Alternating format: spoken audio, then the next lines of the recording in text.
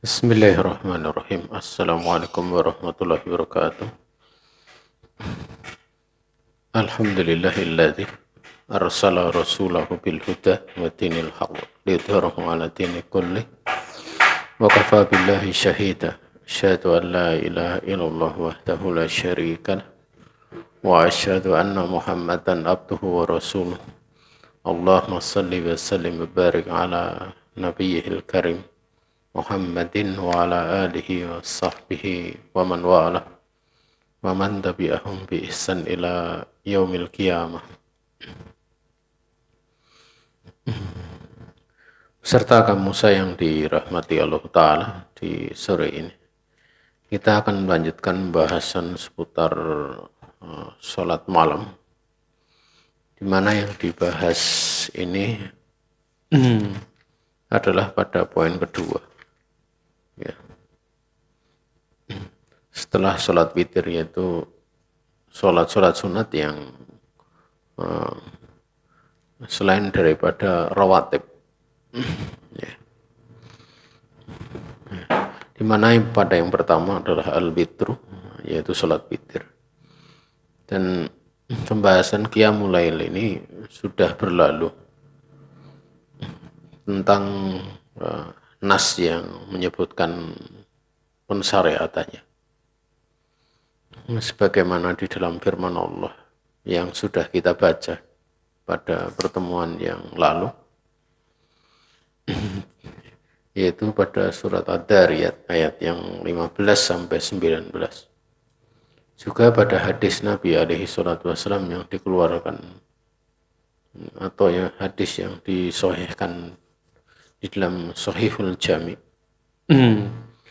di mana Syekh Al-Albani rahimahullah ta'ala telah menghasankannya, tentang di surga itu ada kamar-kamar yang terlihat dohirnya, yang luarnya itu dari dalamnya, dan dalamnya dari luarnya, yang memang Allah Subhanahu wa ta'ala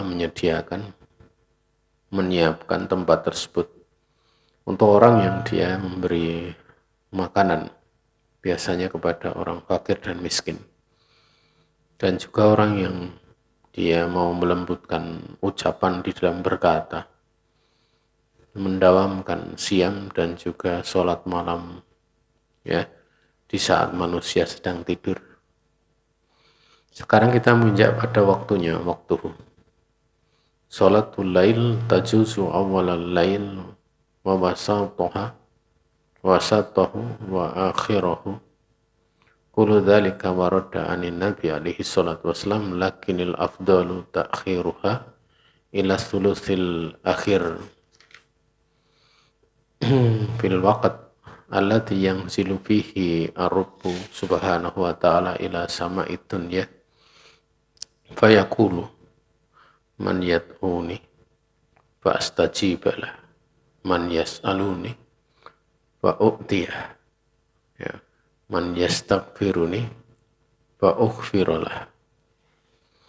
Salat malam itu boleh dilakukan di awal malam, boleh pula pertengahannya, dan boleh pula di akhirnya.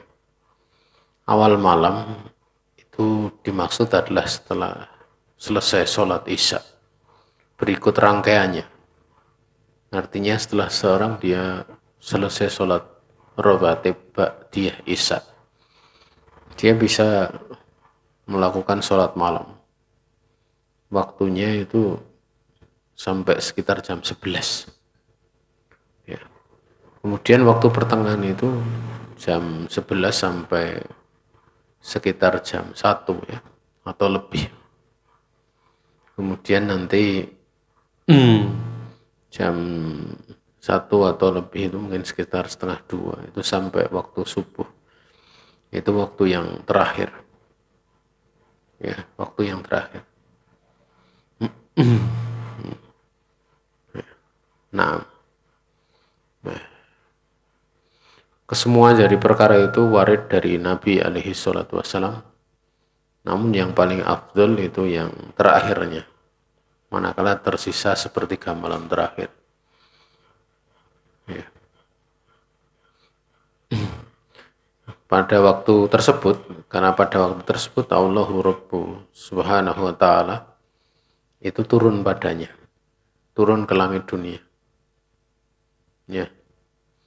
Allah Subhanahu wa ta'ala berfirman, man yad'uni wa astajibalah. Siapa saja yang dia meminta kepadaku, ya, maka aku akan mengijabahi doanya. Dan barang siapa yang meminta kepadaku, niscaya aku akan memberikannya. Dan barang siapa yang minta ampun kepadaku, niscaya maka aku akan mengampuninya. Yang pertama, dijanjikan doanya itu istijabah, diijabahi. Yang kedua itu permintaannya itu akan diberi. Ya. Permintaan ampunnya itu juga akan diberikan kepadanya. Kalau dari urutan itu jelas itu amalannya itu lebih khusus ya. Berdoa itu kan memang ibadah.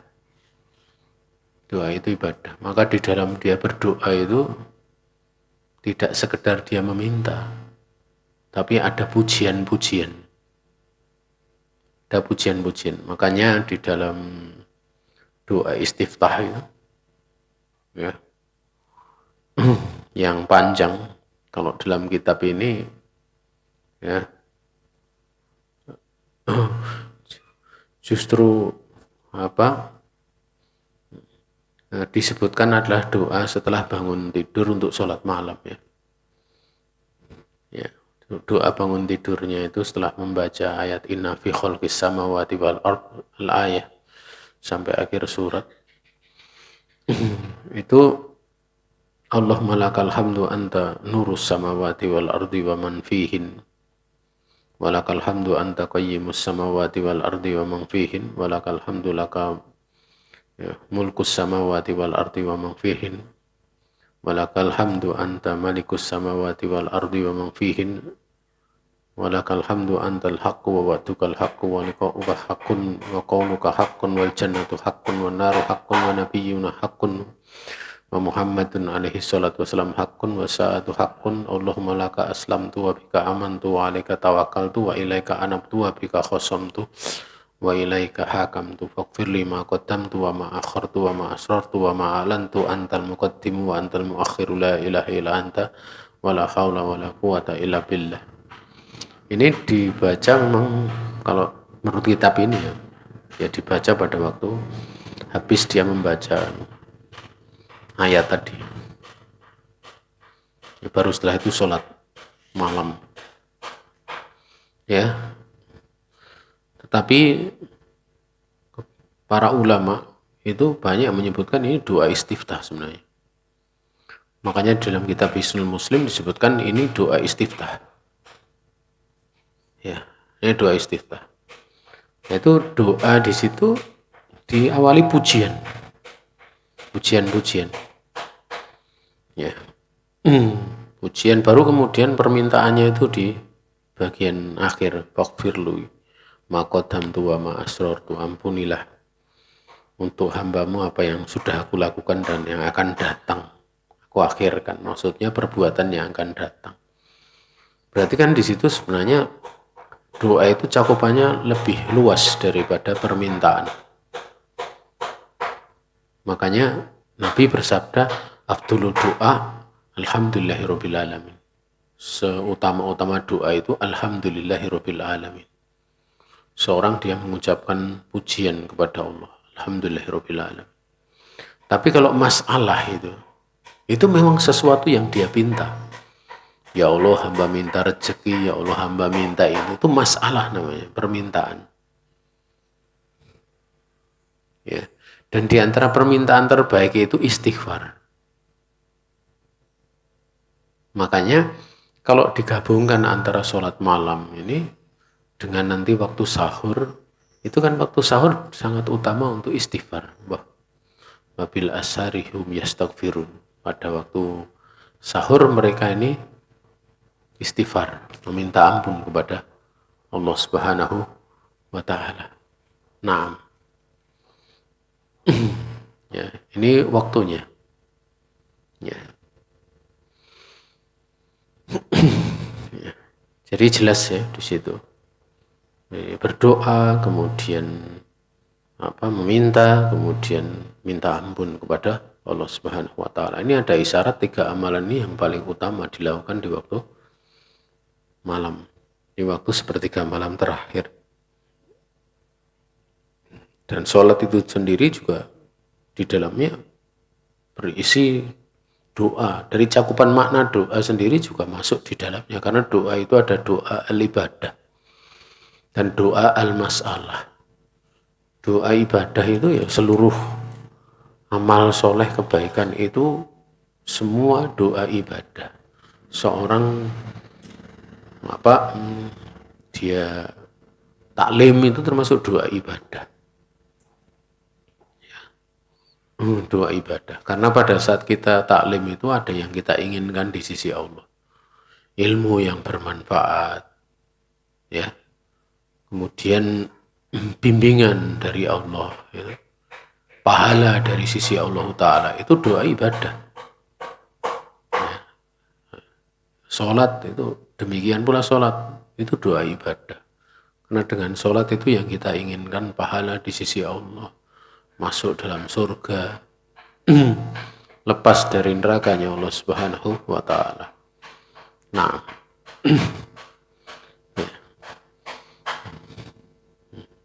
sehingga manakala sholat malam ya itu dia dari awal sampai akhir, sepertiga itu dari awal sampai akhir itu dia sholat ya, itu tidak ada masalah.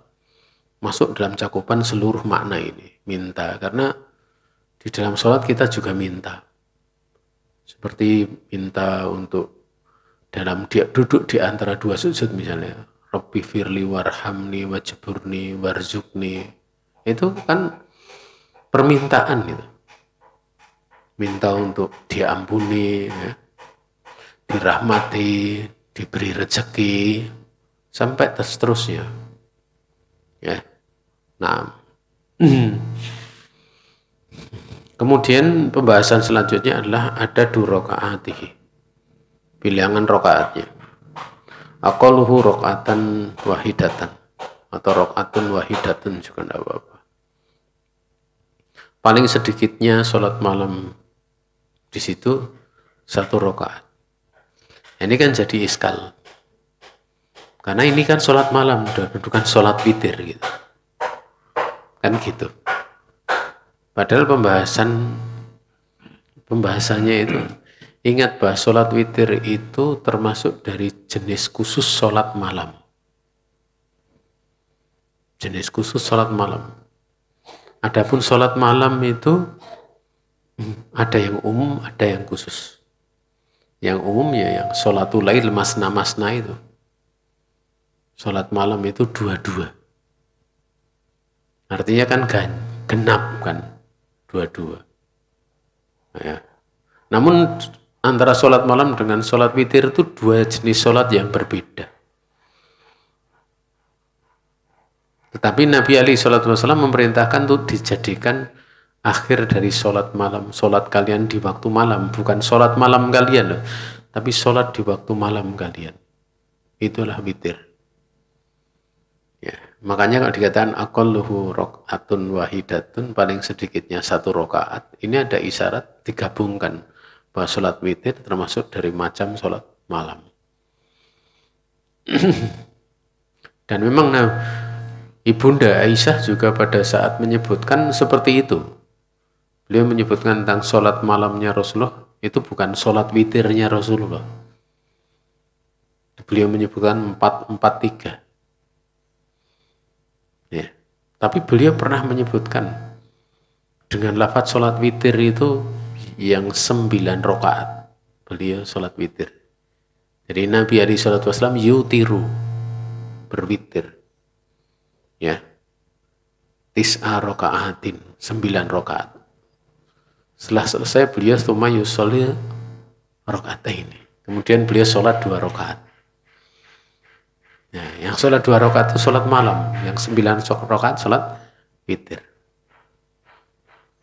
Ya. Nah, ini dalam satu riwayat. Tapi satu sisi beliau menyebutkan tentang sholat malam Nabi itu 443. Begitu bagusnya sholat Nabi alaihi salatu wassalam. La tas'al. Jangan kamu tanya tentang bagusnya sholat beliau alaihi salatu wassalam. Nah, makanya kalau misalnya kita mendapati waktu yang hanya mendesak ya mana didahulukan mana antara sholat malam sama sholat witir? Ya sholat witirnya, ya sholat witirnya itu yang didahulukan. Walah dari aksarihi, lakin yustahabu an yakuna ihda asyarata au salasa asyarata rakaatan.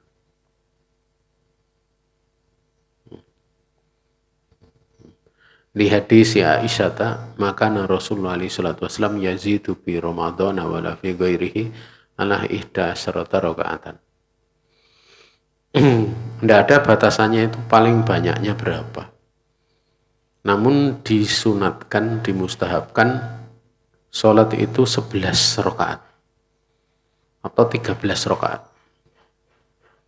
Karena hadis yang dikeluarkan oleh Imam Bukhari dan Imam Muslim dari jalan Ibunda Aisyah, ya, tidak pernah Rasul SAW menambah di Ramadan, tidak pula selainnya melebihi 11 rakaat. Ya, melebihi 11 rakaat. Kemudian waqad anha annahu alaihi salatu wassalam kana yusalli minal lail salasa asyarata rakaatan. Ya. Wa yustahabu an tusalli rakaataini tsumma tutiru tuma tutiri ala wafqi ma taqaddam. Dan sungguh telah berlalu dari beliau, dari Bunda Aisyah, bahwa Nabi SAW biasa sholat malam itu 13 rakaat.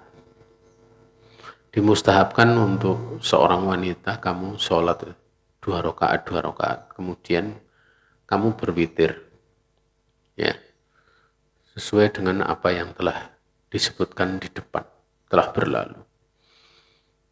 Jadi dikatakan 2 rakaat. Nah, jadi sholatul lail masna.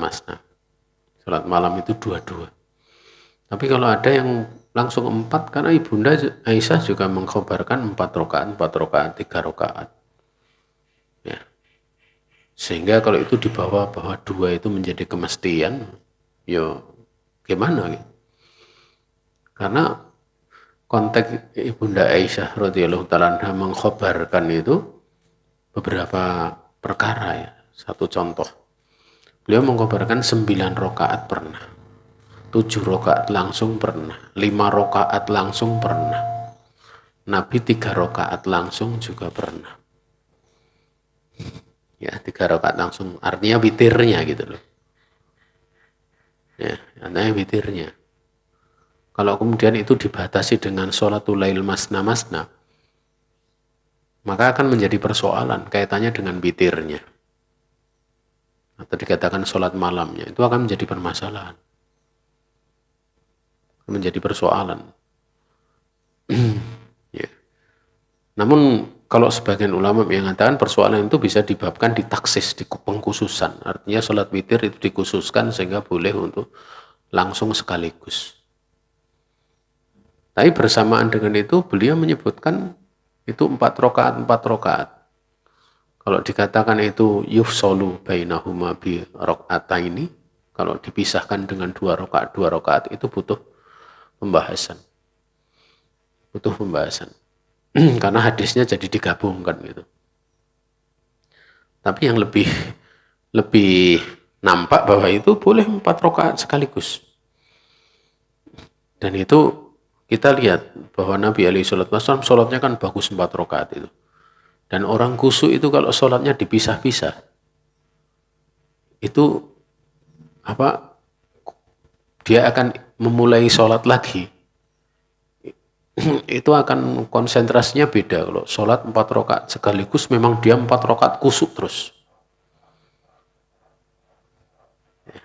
Dan Nabi dalam sholat 4 rakaat tidak pernah mempedulikan kondisi dari dia sampai kakinya bengkak juga tidak mengganggu kekusukan beliau. Sehingga 4 rakaat sekaligus itu di situ ada sisi. Dan bisa jadi beliau mengatakan sholatul lail masna-masna itu sebagai sebuah keringanan untuk umat beliau.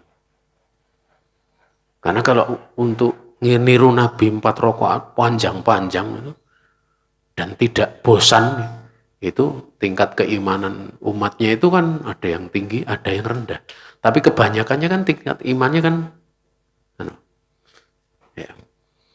Jangankan umat Rasulullah ya. Sebagian sahabat aja ada sholat malam itu 1 rakaat saja. 1 rakaat. Masya Allah. Itu artinya kan kalau di beradaan seperti terjadi pada sahabat ya. Ya. Tentu ya pada selainnya itu bukan 1 rakaat dia sholat malam, tapi sholat witir, tapi enggak pernah sholat witir gitu. Itu kan yang terjadi. Maka dengan sholatul lail masna-masna itu akan menjadi lebih ringan. Jadi lebih-lebih kalau seorang habis 2 rakaat, minum-minum dulu, makan-makan dulu, ganti baca Quran. Karena baca Quran di waktu duduk, tidak dalam posisi sholat itu lebih mudah, terutama bagi yang hafalannya sedikit. Nah, ini diantara makna-makna yang memudahkan. Beda kalau orang hafalannya kokoh, mungkin ya, dia merasa asik gitu dengan bacaan yang panjang gitu. Makanya kalau kita lihat orang itu kalau sholat bacaannya panjang nikmat, makmumnya kelenger tenan gitu. Artinya dia nggak merasa nikmat gitu, karena dia punya hafalan sedikit. Dan orang punya hafalan sedikit biasanya kalau membaca ya sedikit gitu. Ya, wallahu taala alam. Saya lebih cenderung mengatakan bahwa pendapat yang mengatakan 4 sekaligus itu juga punya kekuatan. Makanya Syekh Albani, kemudian Syekh Ahmad Basmul, ya, Syekh Muhammad Basmul, itu ulama-ulama di Mekah itu berpandangan 4-4-3 tidak mengapa. Di antara teman-teman kita rata-rata ya dua-dua, kemudian 3 sekaligus atau 2-1. Ya. Nah, kalau saya sendiri itu ya tidak masalah.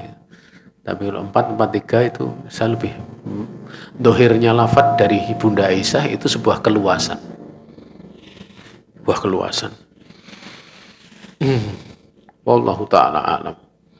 Kemudian ba'du adab qiyamil lail. Sebagian dari adab-adab di sholat malam. Ukhtah.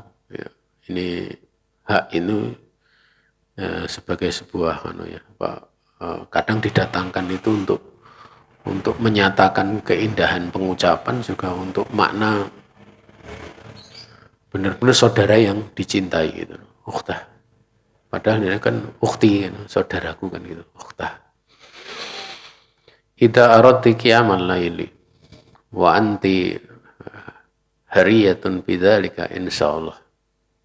Bidzaliki insyaallah, bukan bidzalika insyaallah. Fa yusannu laki mayati. Apabila kamu itu menginginkan untuk mendirikan sholat malam, sementara kamu itu memang hari ya sepantasnya dengan hal tersebut, insya Allah, maka disunatkan bagimu apa yang berikut ini ya. Apa yang berikut ini. Yang pertama, antan bi inda naumiki qiyamal lail. Pertama kali engkau niatkan pada saat kamu mau tidur untuk nanti bangun malam. Bangun malam. Ya. Liyuk tabalaki ajruhu wa in golabaki naumu hatta sobah. Agar dituliskan untuk kamu itu pahala sholat malam, walaupun tidur itu mengalahkan kamu sampai subuh. Artinya nggak sempat bangun. Kalau orang yang ilmunya kurang itu kadang menyesal. Penyesalannya kadang kuat gitu. Nggak sempat bangun malam. Tapi kalau orang berilmu itu beda ya. Mu'ad bin Jabal itu kalau beliau itu sering sholat malam, tapi kalau pas tertidur gak sempat sholat malam, beliau biasa saja. Karena beliau yakin tetap dapat pahala. Karena dia sudah meniatkannya. Juga pembahasan lainnya di kalangan para ahli ilmu ya, atau orang-orang yang semisal Abu Hurairah dan yang lainnya itu bahkan Nabi SAW memberikan wasiat ya untuk sholat witir sebelum tidur. Kemudian nanti sholat duha di waktu siang hari. Ini orang-orang yang dia bertawasuk di dalam ilmu. Yang mana orang lain mungkin tidak punya tanggung jawab menjaga apa yang dia mesti. Ya. Di situ ada isyarat bahwa dia diwasiati oleh Nabi untuk sholat duha. Padahal sholat duha itu Nabi itu kalau tidak salah sekali seumur hidup itu melakukannya. Beliau melakukan sholat malam terus. Sholat duha beliau pernah qodok di waktu siang, pernah 12 rakaat. Tapi beliau sampai berwasiat kepada orang-orang di antaranya adalah Abu Hurairah.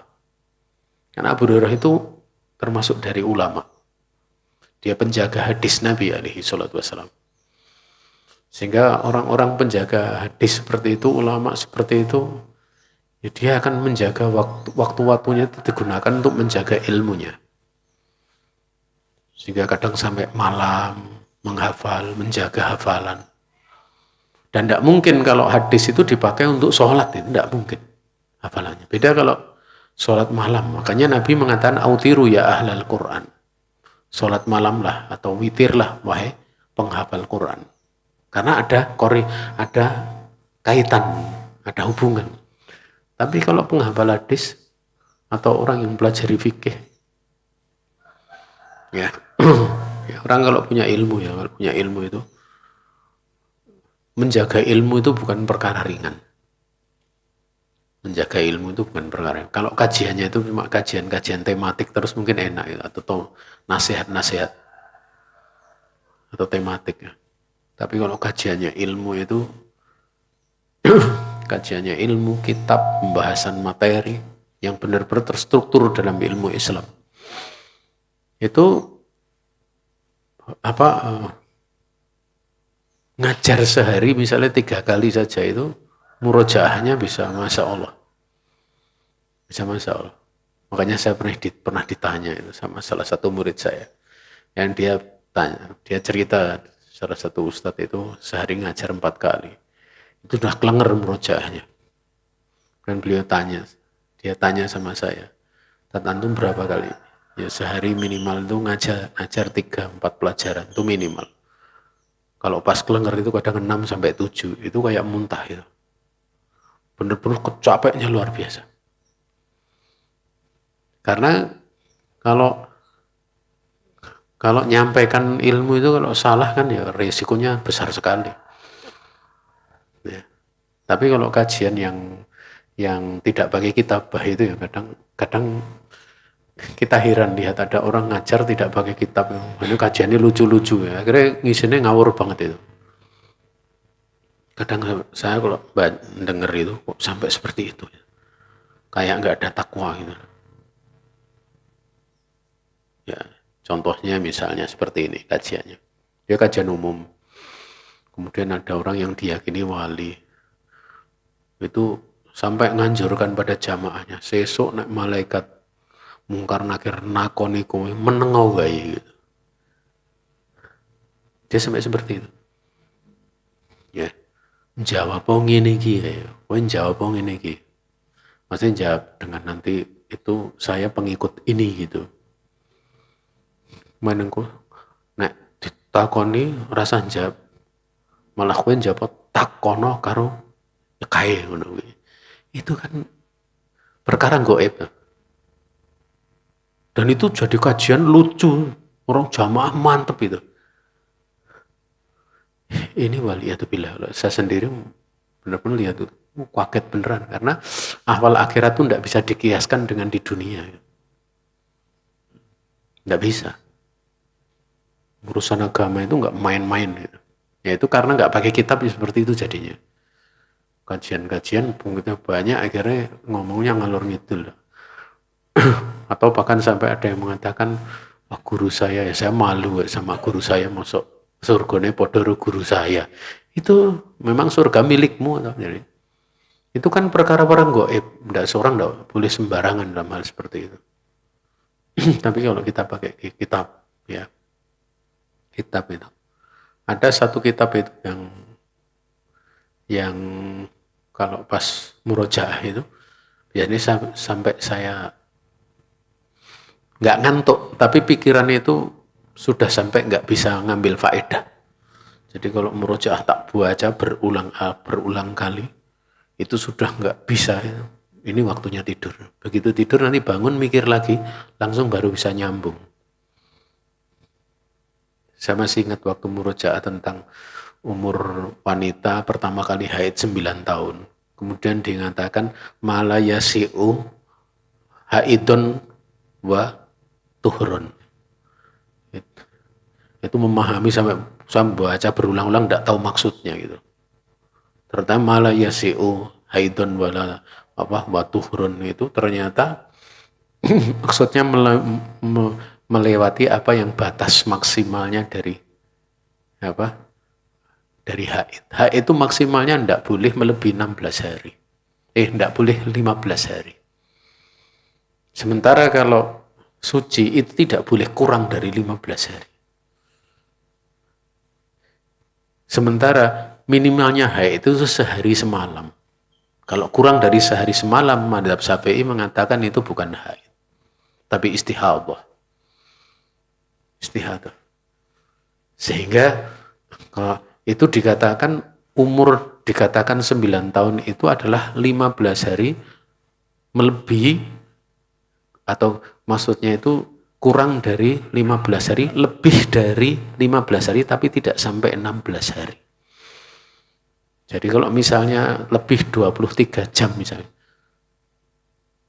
ya setelah itu kemudian ini sudah terhitung kapan nanti dari masa itu keluar haid, keluar darah, teranggap haid. Kalau sebelum itu berarti belum terhitung. Itu perhitungannya itu kan agak rumit seperti itu. Itu difahami berulang-ulang, ya kadang kita mikir kalau enggak kemudian buka kitab-kitab yang lebih besar, penjelasan di kalangan para ulama, nanti akhirnya mikir sendiri, ijtihad sendiri, tapi enggak tahu maksud daripada sang penulis di dalam menulis kitab tersebut. Ini pentingnya berguru kan seperti itu. Pentingnya kadang kita bertanya. Nah, itu salah satunya. Makanya kasus-kasus itu sangat banyak. Biasanya kalau para wanita itu kadang malu kan tanya langsung dalam di majelis kan, biasanya jabri gitu. Jadi ibu-ibu, kadang wanita-wanita itu kadang saya tidak tahu ini yang tanya laki-laki atau perempuan, tidak tahu. Pertanyaan haid itu rata-rata pertanyaannya panjang.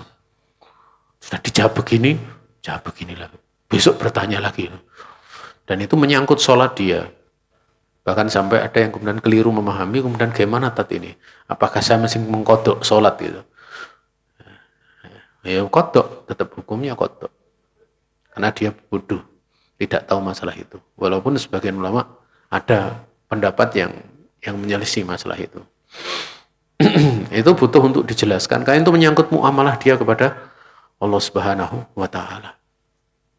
Nah, ya, jadi seperti itu. Ini sholat malamnya. Maka kalau jalurnya kesibukan seperti itu bisa dia sebelum tidur, dan boleh pula kalau setelah sholat isya, setelah sholat sholat ba'diyah isya dan sholat witir, ya, sholat witir. Tapi kadang bisa ditanya, kenapa kamu sholat 1 rakaat gitu, ya, sholat 1 rakaat setelah itu kan sholat 3 rakaat jadinya nanti, ya. Wallahu ta'ala a'lam. Itu sampai diwasiatkan oleh Nabi alaihi salatu wassalam. Ya. Kemudian ya, beliau mengatakan istaiqotti bukan ya. Famsahi an-nauma an wajhiki wastamali siwaka waqra'il ayatil asyara min awakhiri Ali Imran inna fi khalqis samawati wal ardi wa ikhtilafil laili wan nahari la ayati li ulil albab. Apabila kamu telah bangun maka usaplah sisa tidur itu dari wajahmu. Jadi diusap. Wajah itu diusap. Sehingga ngantuknya itu hilang. Kalau kita biasanya banyak waktu kecil itu ucek-ucek. Tapi harusnya cukup diusap aja sisa ngantuknya itu. Sisa ngantuknya. Kemudian pakailah siwak. Setelah itu bacalah 10 ayat terakhir dari surat Ali Imran, inna fi khalqis samawati wal ardi wa ikhtilafil laili wan nahari la ayatin liulil albab alladzina yadhkuruna Allaha qiyaman wa qu'udan wa 'ala junubihim wa yatafakkaruna fi khalqis samawati wal ardi rabbana ma khalaqta hadza batila, sampai akhir daripada 10 ayat. Kalau dalam riwayat yang lain Nabi sambil melihat langit ya. Jadi beliau sambil melihat ke langit. Ya. Kemudian sumakuli, ini pendapat penulis ya. Kemudian ucapkanlah Allahumma lakal hamdu sampai tadi yang sudah dibaca. Ya, kalau sebagian ulama mengatakan ini dibaca di istiftah dan saya lebih cenderung membaca untuk di istiftah. Mungkin di situ timbul pertanyaan loh, membaca alhamdulillahilladzi ahyana ba'da ma amatana wa ilahi nusur kapan? Ya ini. Ya pada saat bangun langsung baca itu. Mungkin belum sempat ngusap wajahnya untuk menghilangkan asar tidurnya. Ya. Nah, kemudian setelah selesai itu kan berwudu. Ya berwudu. Tapi di sini tidak diterangkan ya. Iftatihi untuk kemudian sholat malam iftatihi ya, sholat al-lail bi rakaataini khafifataini. Bukalah sholat malam itu dengan 2 rakaat yang ringan. Huma sholli ba'dahuma ma syi'ti. Kemudian kamu sholat setelah 2 rakaat itu apa yang kamu kehendaki dari sholat. Liqaulihi alaihi salatu wassalam idza qama ahadukum minal lail falyaftih sholatahu bi rakaataini khafifataini. Apabila salah satu dari kalian itu berdiri untuk sholat malam, maka bukalah dengan sholat yang 2 rakaat ringan. Ya, kita tahu bahwa aktivitas kita itu dalam hal dunia gitu, itu mesti butuh pemanasan. Makanya kalau olahraga itu orang tidak pemanasan, bisa kram, bisa ini itu gitu.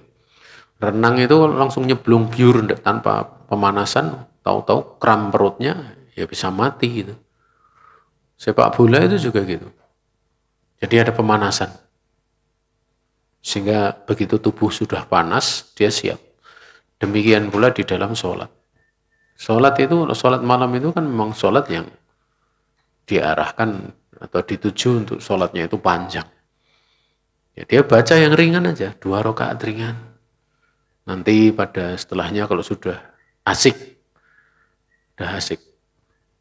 ya dengan sholatnya silahkan untuk berpanjang-panjang.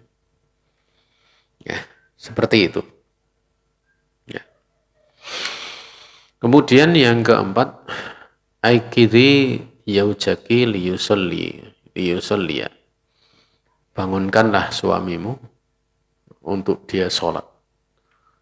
Karena Nabi bersabda, rahimahullah imro'atun qomat minal lail fas sholat wa iqadat yaujaha fa'in abba nandohat bi wajhil ma'a. Mudah-mudahan Allah merahmati seorang wanita, seorang istri yang dia bangun untuk sholat malam. Dia sholat. Dan dia kemudian bangunkan suaminya. Kalau suaminya enggan, dia perciki di wajahnya dengan air. Ya. Nah, ya. Nabi SAW sering beliau sholat ya. Istrinya dalam keadaan tidur dan dibiarkan. Tidak diperciki ya, tidak dibangunkan. Padahal ini sebenarnya bisa berlaku untuk keduanya. Baik. Maka di sini mesti seorang suami, seorang istri mesti cerdas. Mesti cerdas. Ya. Nabi SAW beliau, Aisyah, Bunda Aisyah itu sering kali banyak. Jadi Nabi sholat, beliau tidur. Bahkan tidurnya itu kadang beliau melirik Nabi karena melihat Nabi sedang apa gitu. Sampai bahkan di dalam tidurnya itu Ibunda Aisyah mendengar yang dibaca Nabi itu dengar gitu. Karena Nabi kadang mengeraskan. Di dalam sujudnya baca apa itu dengar. Makanya beliau mengisahkan kalau Nabi itu menyentuh bagian pahanya itu supaya nekuk. Kan Nabi sujud itu dalam posisi tempat itu Ibunda Aisyah kakinya selonjor di situ. Disentuh dan dipinggirkan. Dan itu tidak membatalkan wudhu. Tidak membatalkan wudhu. Kalau Nabi pas berdiri lagi, Ibunda Aisyah itu nyelonjorkan kakinya lagi. Karena kamarnya itu doyik ya.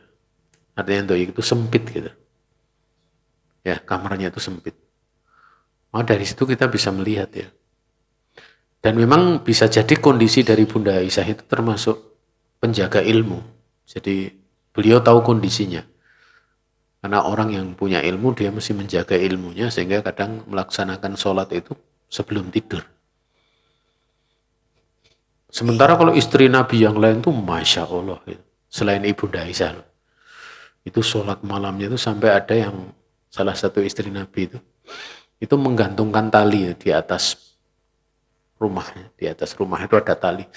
Jadi kalau dia itu ngantuk itu sholat sambil pegangan tali itu supaya kuat berdiri. Kemudian Nabi menganjurkan, menasihati untuk tidur dulu. Ya, seperti itu.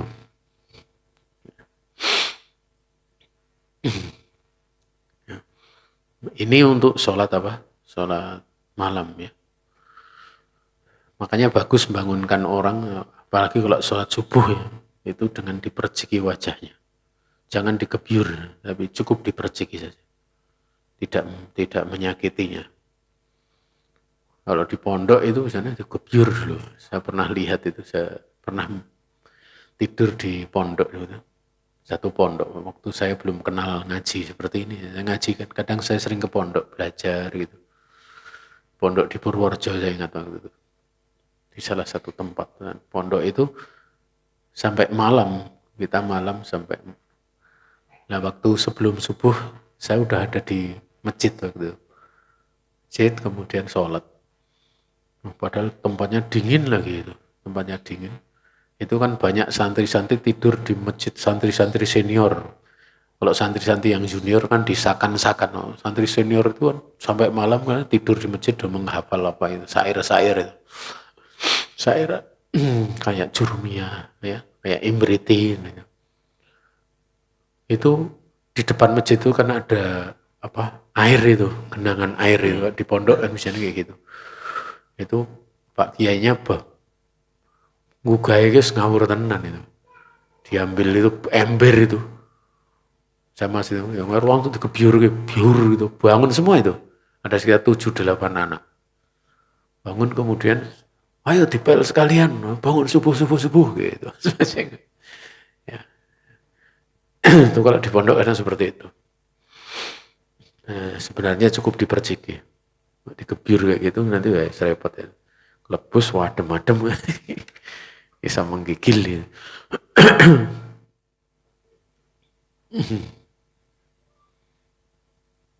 Nah, ini yang nasihatnya cukup banyak ya, ada berapa? 12 poin.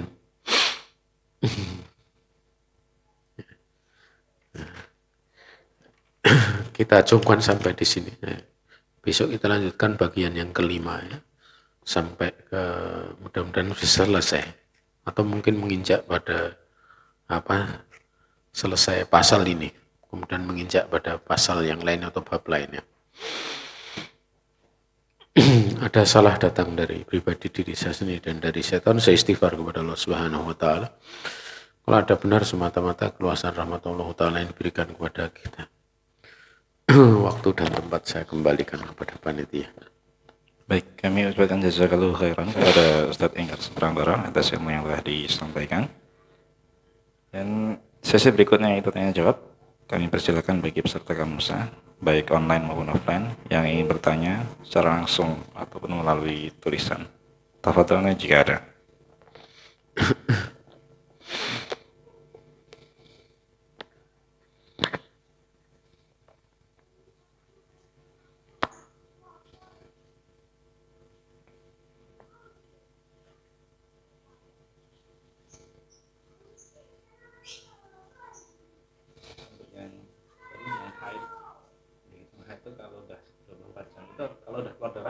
berarti belum keluar dulu sampai Ya 24 jam.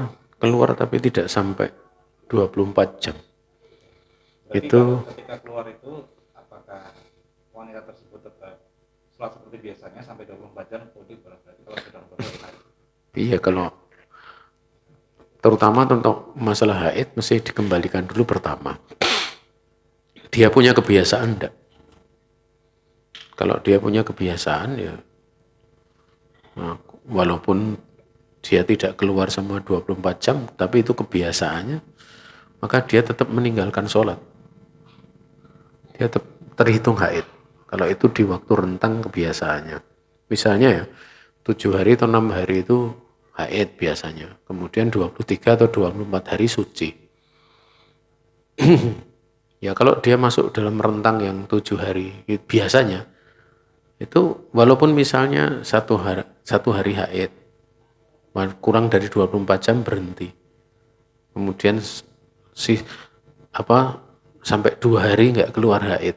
Itu 2 hari ini dia nggak sholat. Kalau dia punya kebiasaan.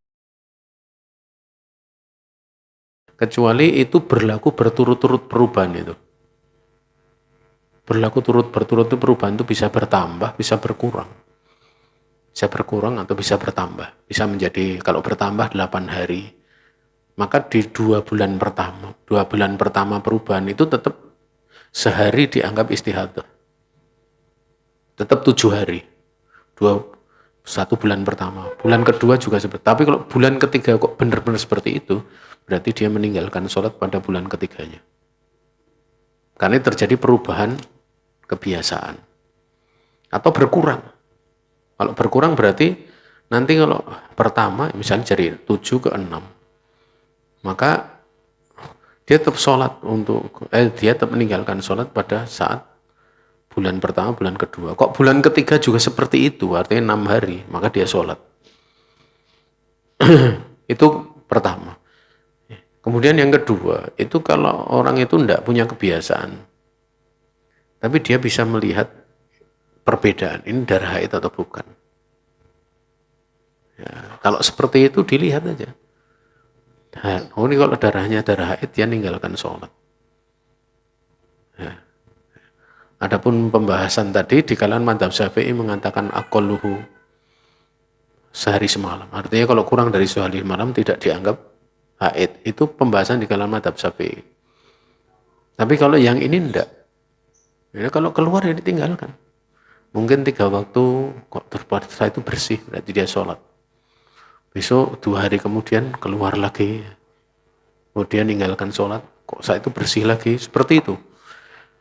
Tinggal dia lihat darah yang keluar apa. Kalau darahnya apa, dia bisa membedakan. Tapi kalau darahnya nggak bisa membedakan, berarti hukumnya istihadah. Maka orang seperti ini dia mengingat-ingat keluar darah haidnya pertama kali itu tanggal berapa. Oh misalnya tanggal apa misalnya 10 Muharram misalnya. Ingat bulannya bulan Komariah loh, bukan Syamsiah loh. Itu repotnya ini loh.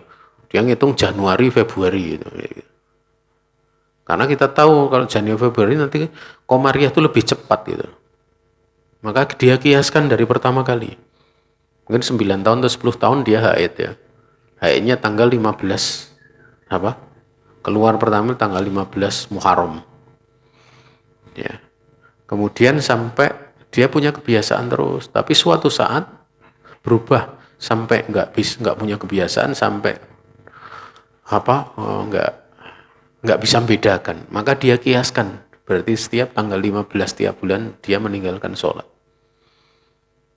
Dia hitung sebagai kebiasaannya dulu kalau dia punya kebiasaan. Tapi kalau dia itu dari awal mau keluar darah istihadah terus, dia kiaskan dengan kebanyakan wanita di sekitarnya 6 atau 7 hari. Seperti itu. Tinggalkan. Jadi walaupun sebelum tanggal 15 ada darah, atau setelah 7 hari setelah tanggal 15, tanggal 22, itu tetap keluar darah, itu dianggap istihadah semua. Yang berlaku hanya ini saja. Cuma masalahnya kadang ada orang itu nggak pernah sholat gitu. Punya istihadah. Nggak pernah sholat kemudian istihadah. Dari kecil, dari 9 tahun istihadah terus. Tidak pernah sholat. Suatu saat dia bertobat gitu. Pengen sholat. Nah ini gimana? Dia kalau masih ingat pertama kali keluar darahnya, dikiaskan dengan itu. Kalau tidak ingat, dengan golabah nyantun. Dengan sangkaan besarnya. Pokoknya ini saya hitung sebagai haidnya. Karena kalau istihadah itu kan memang darahnya keluar terus. Tidak pernah tidak. Jadi seperti itu. Perhitungan yang paling sederhana mudahnya seperti itu. Allahu Ta'ala. Ada yang lain? Silahkan jika ada pertanyaan, baik peserta online maupun offline.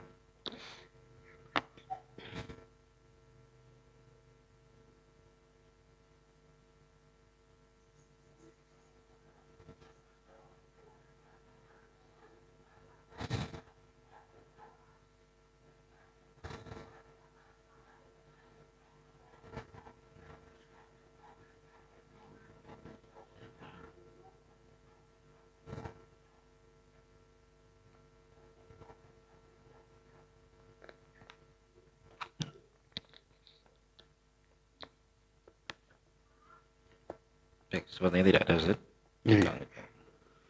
Baik, dikarenakan tidak ada pertanyaan, kita lanjut ke sesi berikutnya, yaitu penutupan.